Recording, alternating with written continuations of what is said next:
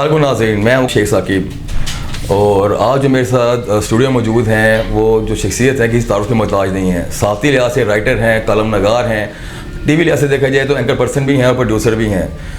ان کا تعلق گلگت بلتستان سے ہے. انجمن دوستی و روابط پاکستان ایران کے صدر ہیں. کسی تعارف کے محتاج پہلے کہہ چکا نہیں ہے. ہمارے ساتھ موجود ہیں اس ٹائم اسٹوڈیو میں شبیر احمد شگری صاحب.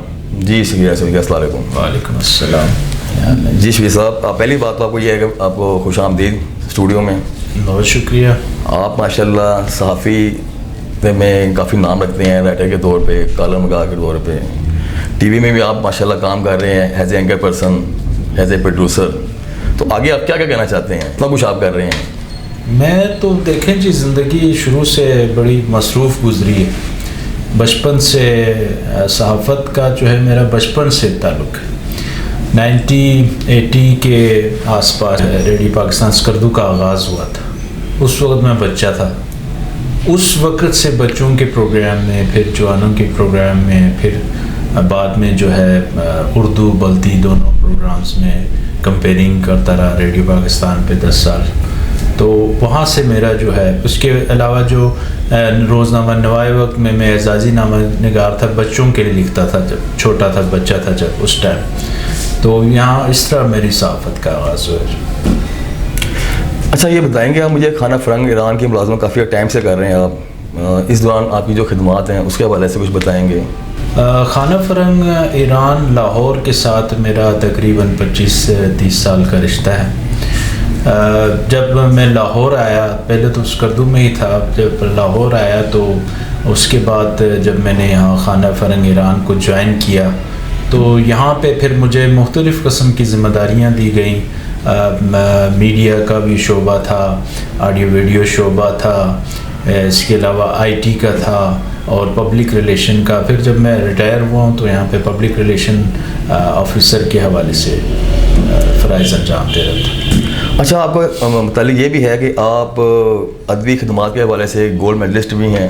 تو اس حوالے سے بتائیں کہ یہ کب سے شوق آپ کو پیدا ہوا ادبی لحاظ سے خدمات جو آمد دی ہیں؟ جی الحمدللہ، جیسے کہ میں نے بتایا بچپن سے ہی ادبی شوق بھی تھا، ساتھ لکھنے لکھانے کا، شاعری کا بھی. ایران نے پاکستان کے جو عظیم جو مفکر ہیں، مفکر پاکستان حضرت علامہ اقبال، ان کی زندگی پہ ایران نے ایک ڈاکومنٹری فلم بنائی، ڈاکومنٹری سیریز، تو جو کافی بڑی اور انٹرنیشنل لیول کی انگلش میں اس ٹائم بنی تھی. تو اس کا پروڈکشن مینیجر جو ہے میں ہوں الحمدللہ پاکستان میں. تو وہاں سے ٹیم آئی تھی، تو یہاں پہ انہوں نے سارا جو ہے حضرت اقبال کے حوالے سے، ان کی زندگی کے حوالے سے، بچپن سے ان کے پیدائش سے لے کے وفات تک مکمل فلم بنائی تھی. تو وہ اس وقت انگلش چینلز پہ، انٹرنیشنل چینلز پہ چلی. اس کے بعد اس کا فارسی میں بھی ترجمہ ہوا جو ایران کے مختلف چینلز پہ چلی. اس کے بعد اردو ترجمہ بھی ہوا اس کا. تو بہت زبردست فلم. اصل میں یہاں میں یہ بتا دوں کہ ایرانی جو ہیں حضرت اقبال کو بہت زیادہ پسند کرتے ہیں. حضرت اقبال کو اقبال لاہوری کہتے ہیں. لاہور کو حضرت اقبال کی وجہ سے جانا جاتا ہے. اور ایران میں کچھ سڑکیں جن کا نام حضرت اقبال کے نام پہ رکھا گیا ہے. ایرانی حضرت اقبال سے بہت زیادہ پیار کرتے ہیں. ضروری ہے، میں اس لیے ذکر کر رہا ہوں. حتیٰ کہ جو سپریم لیڈر ہیں ایران کی حضرت آیت اللہ خامنائی، وہ عالم اسلام کے ایک بہت بڑے لیڈر ہیں، لیکن وہ کہتے ہیں جی میں اقبال کا مرید ہوں. تو 2000 سے زیادہ اشعار ان کو زبانی یاد ہیں. یعنی کتنی بڑی اور مصروف شخصیت کا، کتنی بڑی ہستی تھے وہ. ہاں جی، اتنی بڑی ہستی نہیں ابھی جو ہیں. اچھا، ابھی حیات میں حضرت خامنائی صاحب جی حیات ہیں، ان کی بات کر رہا ہوں. تو جو گزر گئے ہیں، حضرت امام خمینی ہو گئے یا ڈاکٹر علی شریعتی ہو گئے، یہ بھی حضرت اقبال سے بہت زیادہ متاثر تھے. اور حضرت اقبال سے جو ان کی محبت ہے خامنائی صاحب کی، وہ کوئی آج کی نہیں ہے. انہوں نے انقلاب سے بھی پہلے حضرت اقبال پہ کتاب لکھی ہوئی ہے. یعنی آج سے 50 سال پہلے انہوں نے کتاب لکھی ہوئی ہے. اور ان کی تقریریں اگر آپ سنیں حضرت اقبال کے بارے میں بہت زیادہ. تو ایرانیوں نے ان سے محبت کا اظہار اس طرح کیا کہ بہت خوبصورت ڈاکومنٹری فلم بنائی. تو جس کا پروڈکشن مینیجر الحمدللہ میں تھا پاکستان میں. میں نے اس کی معاونت کی اور خانہ فرنگ ایران کے ساتھ. تو اس سلسلے میں مجھے علمی اور فرہنگی خدمات پہ گولڈ میڈل ملا تھا. اچھا، آپ پاک ایران کے اسم انجمن دوستی وابد کے پاکستان کے صدر بھی ہیں, تو کیا تعلقات ہیں پاکستان کے ایران کے حوالے سے کچھ بات کرنا چاہیں گے آپ کے اس ٹائم؟ کیا آپ کے صدر ہونے سے کوئی بہتری ہے اس میں؟ جی الحمدللہ. اصل میں نے جب ریٹائرمنٹ لی اس کے بعد جو ہے ایران کونسلیٹ نے میری خدمات کو سراہتے ہوئے کہا کہ آپ ہمیں نہ چھوڑیں, بلکہ آپ کا بڑا ایک وسیع تجربہ ہے. تو اس سلسلے میں چونکہ میرا پبلک ریلیشن بہت اچھا تھا, خانہ فرنگ کی جاب کے دوران میں پبلک ریلیشن کے عہدہ جب میرے پاس تھا تو اس وقت میں نے لوگوں کے تعلقات, پاکستان اور ایران کے عوام کے تعلقات کو بہت زیادہ اپنی پوری کوشش کی بہتر بنانے کی, حتیٰ کہ صرف دونوں عوام کے نہیں بلکہ ایک وحدت کے حوالے سے ہمارے وہاں پہ مختلف پروگرامز ہوئے جس میں علماء, مشائخ, تمام مکاتب فکر کے اور تمام مسالک کے علماء, مشائخ اکٹھے ہم بٹھاتے تھے, بلکہ بین المذاہب کے مسالک اور مذاہب کے تمام علماء اور ادیان کی مختلف لیڈرز کو ہم رہنما کو ساتھ بٹھاتے تھے. اور آج آپ دیکھتے ہیں اللہ کا شکر ہے جہاں پہ پروگرام ہوتے ہیں سارے لوگ اکٹھے بیٹھے ہوتے ہیں, تو یہ ہماری بھی اس میں تھوڑی بڑی کوشش ہے. تو یہ بڑا پودا لگایا ہوا اچھی بات ہے. اور بات ہماری ویب سائٹ ہے جو اردو اور فارسی زبان میں ہے, یعنی صرف یہ نہیں کہ پاکستانیوں کو ایران کے بارے میں, ایرانی بھی جانیں کہ پاکستان کیا ہے, تو ان کے لیے فارسی زبان میں ہے پاکستان کے بارے میں پوری مکمل معلومات, اور پاکستانیوں کے لیے اردو زبان میں ایران کے بارے میں آپ تجارت لے لیں, کلچر لے لیں, تعلیم لے لیں, ایون ویزا تک آپ اپلائی کر سکتے ہیں. اور اس کے علاوہ ہمارا یوٹیوب چینل ہے نور پروڈکشنز کے نام سے, اس پہ جو ہے اسی طرح ویڈیوز بے شمار ایران کے بارے میں. اور اب ہم نے فارسی میں ریسنٹلی ایران سے چینل شروع کیا ہے پاکستان کے بارے میں. اچھا, پاکستان کے بارے میں ایران سے شروع کیا. ہاں جی بالکل صحیح. اچھا, آپ کی یہ سننے میں آیا کہ آپ نے اپنے علاقے میں کافی پروجیکٹ کیے ہیں, تو اس بارے میں کیا کہیں گے آپ؟ جی الحمدللہ میں کافی عرصے بعد اپنے آبائی وطن گیا. والد صاحب کی جائے پیدائش جو ہے ہماری, جو پاکستان کا لاسٹ گاؤں ہے, تستے کہلاتا ہے, جو پاکستان کیٹو سے پہلے آخری گاؤں ہے.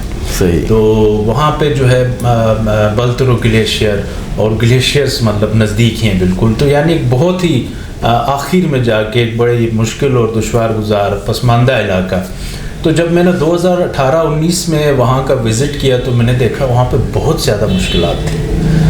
سڑک کی بڑی مشکل تھی آنے جانے کی, اور اس کے علاوہ جو ہے وہاں پہ تعلیم کا مسئلہ, میڈیکل کا مسئلہ, وہاں پہ نیٹ ورک نہیں تھا.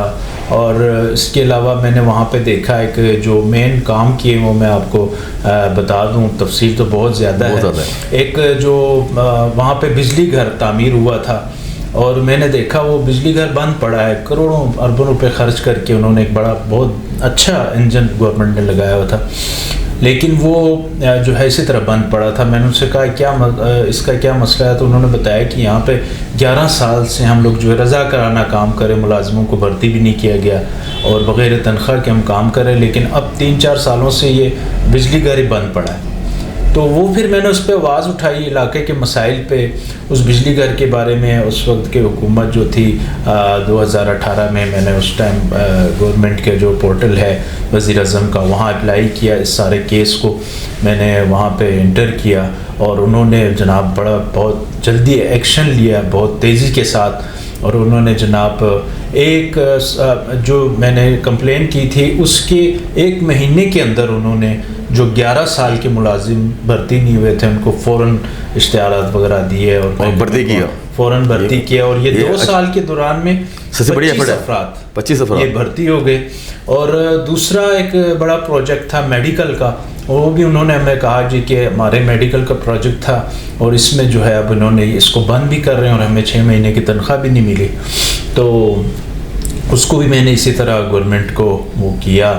تو انہوں نے جناب اس پہ 2-3 مہینے لگے. سیکریٹری ہیلتھ کو انہوں نے بلایا اسلام آباد, 1 مہینے وہ وہاں اسلام آباد میں رہے اور اس پہ کام کیا. اور آپ کو میں بتاؤں بڑی وہ ایک شخص فردی حوالے سے ایک بڑی امپرومنٹ ہے کہ 107 غالباً افراد تھے جو پورے گلگت بلتستان سے, ہمارے ایریا سے صرف 6 افراد تھے تو پورے گلگت بلتستان سے 107 افراد تھے، اس میں سے 97 افراد کو نہ صرف مستقل کر دیا گیا اور ان کی 6 مہینے کی تنخواہیں بھی دے دی گئیں الحمدللہ. تو اس کے علاوہ جو روڈ جو پہلے آپ یقین کرو اتنے خطرناک، آپ کو پتہ پہاڑی روڈ، ایک دفعہ میں خود گیا ہوں تو ایک جگہ گاڑی بڑا مشکل میں ساتھ ٹکر گئی، تو میں نے اس طرف دیکھا تو ایک ٹائر اس کا ہوا میں تھا، نیچے دریا سینکڑوں جو ہے فٹ نیچے. تو وہ سڑک اب الحمدللہ چوڑی ہو گئی ہے. اور تو کافی اس طرح میں نے اس کو میڈیا پہ بھی کافی وہ کیا، ہائی لائٹ کیا آپ نے. ہاں جی اس طرح. لیکن یہاں پہ ایک تھوڑا سا آپ کے توسط سے میں ایک بات کروں، بڑا افسوس ہوتا ہے کہ ایک تو میں یہ چیز بتاؤں کہ ہمیں ہر چیز گورنمنٹ کے اوپر نہیں چھوڑنی چاہیے. خود بھی مقصد یہ خود بھی کرنا چاہیے، خود بھی سر ڈالنا چاہیے، کوشش کریں. اب دیکھیں میں ایک فرد واحد ہوں، لیکن میری ایک کوشش سے علاقے کے اتنے بڑے بڑے مسئلے حل ہو گئے.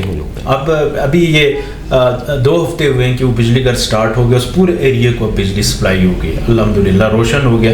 اس کے علاوہ وہاں پہ 4G کا سسٹم کے لیے میں نے SCO کے کمانڈر سے ملاقات کی، وہاں 4G سسٹم چلا اس پسماندہ علاقے میں. تو صرف یہ نہیں کہ ہم شکایتیں کریں، گورنمنٹ کرے، یہ وہ خود بھی کچھ کرنا چاہیے، دوسرے کو توجہ دلانی چاہیے. جب تک بچہ روتا نہیں، ماں بھی دودھ نہیں پلاتی. مطلب کہنا چاہتے ہیں کہ قطرہ قطرہ دریا بنتا ہے، ایسے یہ بڑی خود بھی کوشش کرنی چاہیے. اور ایک افسوس کی بات یہ ہے کہ لیکن میری گزارش یہ بھی ہے کہ دوستوں سے، جو کام کوئی اور کرتا ہے لیکن نام کسی اور کا لگا دیا جاتا ہے. اب میں کسی کا نام نہیں لیتا سیاستدان کا، لیکن مخالف گروپ ہوتے ہیں، وہ کہتے ہیں ہم نے کرا دیا، وہ کہتے ہیں ہم نے کرا دیا. یہ پاکستان میں تو آپ بتا یہی رہ چکا ہے. حالانکہ کام جس نے کیا وہ تو خیر منہ بولتا ثبوت ہے، میرے پاس سارے اس کے ڈاکومنٹس ہیں، سارا کچھ ہے. کہتے ہیں نا کام کرواتا کوئی اور ہے اور کریڈٹ کوئی اور لے جاتا ہے. ہاں جی. تو یہ ایک قابل افسوس ہے. جس نے کام کیا کم از کم اس کو اپریشیٹ کریں. مجھے نہیں فرق پڑتا، دیکھیں میں لاہور بیٹھا ہوں، وہاں پہ اگر ان کو بجلی مل رہی ہے یا سڑک ہے یا کیا، انہیں کا فائدہ ہے. لیکن یہ ہے کہ کم از کم اپریشیٹ تو کریں. تو مجھے نہ بھی کریں کوئی فرق نہیں پڑتا، لیکن یہ ہے کہ ہر جگہ پہ تاکہ کسی نے اگر کام کیا ہے تو اس کی حوصلہ افزائی میرے علاوہ بھی، تاکہ مزید وہ بہتر کام کر سکے، بہتر کام کر سکے. اچھا اب آپ ریڈیو پاکستان میں کام کر چکے ہیں چھوٹی عمر کے اندر، صحافت میں بھی آپ کالم نگاری کر چکے ہیں، رائٹر بھی رہ چکے ہیں. اب فیوچر میں کیا پلان ہے آپ کا؟ فیوچر میں کیا کہنا چاہتے ہیں آپ؟ کوئی میں یہ کروں گا تو اس طرح ہو جائے گا یا یہ کروں گا اس طرح ہو جائے گا، کوئی ہے کوئی اس طرح کا پلان؟ وہ بالکل ہے. فیوچر کا پلان ایک مسلمان ہونے کی حیثیت سے اس کا آگے کا ہے، اگلی دنیا کا. تو میں سب کا یہ وہ سب کا یہ میں آپ کو بتا رہا ہوں، دنیا کی بات کر رہا ہوں. تو یہ نہیں کہ میں کوئی نیک انسان ہوں، اللہ کا شکر ہے حج کیا، اللہ پاک کی توفیق سے زیادہ کی سارا کچھ ہے ماشاءاللہ. لیکن جو فیوچر کا آپ نے پروگرام ہے، اس لیے میں کہہ رہا ہوں، ابھی میں نے ریسنٹلی قرآن پاک کا مکمل پروجیکٹ پہ کام تقریباً مکمل ہوا ہے اردو ترجمے کے ساتھ نا. تو اس میں آڈیو بھی میری ہے اور یہ ایک بڑا کام ہے، پورے قرآن پاک کا جو ترجمے کے ساتھ آڈیو ویڈیو ہے، بڑے جدید طریقے سے. یہ ریلیز کر دیا آپ نے کہ ابھی ورک کر رہے ہیں اس میں؟ ایک مثلاً آپ کو میں ایک چیز بتاؤں کہ باقیوں سے کیا فرق ہے. مثال کے طور پر ایک سپارے میں سجدے کی آیت آ رہی ہے، ٹھیک ہے جی. اب وہ کوئی ہماری خواتین ہوتی ہیں گھروں میں کام کر رہی ہے، آفس میں بندہ تو تلاوت لگا کے سنتا ہے تو اس سے پتہ نہیں لگتا، لیکن اس سپارے کے شروع میں بتا دیا جائے گا کہ اس سپارے میں سجدے کی آیت ہے، تو جگہ پہ آپ کو نشاندہی بھی کر دی جائے گی. پھر سجدے کی جو آیت ہے اس سے پہلے نشاندہی کی جائے گی کہ اگلی آیت سجدے کی آیت ہے. تو یعنی اس طرح کہ یہ کسی نے کام نہیں کیا. تو اس طرح ایک جدید طریقے سے اللہ پاک کا شکر ہے. تو بتانے کا مقصد یہ ہے کہ قرآن پاک پہ کام کیا اور اسی طرح میرے اپنے آپ کو وقف کیا ہوا اسلامک، میرا جو نور پروڈکشن چینل ہے اس پہ اسلامک ویڈیوز ہیں، اسلامک کلچرل میڈیا ہے سینٹر. تو اس پہ میں نے بے شمار تقریباً 1200-1300 میری ڈاکومنٹریز اللہ کا شکر ہو گئی ہیں. اس میں زیادہ تر جو ہے تقریباً اسلامک موضوعات پہ ساری. تو یہی پلان فیوچر کا بھی یہی ہے کہ اس طرح کے کام کیے جائیں تاکہ جو ہمیں صرف دنیا کے لیے نہیں، یہ تو ایک آخرت کے لیے آگے کے لیے بھی ہمیں کام آ سکے. جی میرے سے آپ جانتے ہیں کہ موجود ہیں اس ٹائم شکری صاحب، اور شکری صاحب سے ساتھ ہم نے ان کے جو ان کے خدمات ہیں اس حوالے سے بات کی، پھر جو صدر ہیں ایران پاک دوستی روابط کے اس حوالے سے بات کی کہ اس حوالے سے وہ کیا کام کر رہے ہیں. اپنے میزبان شیخ ثاقب کو اور ہمارے مہمان شکری صاحب آج کی اجازت دیں. انشاءاللہ پھر اسی طرح کسی پروگرام میں ملاقات کریں گے.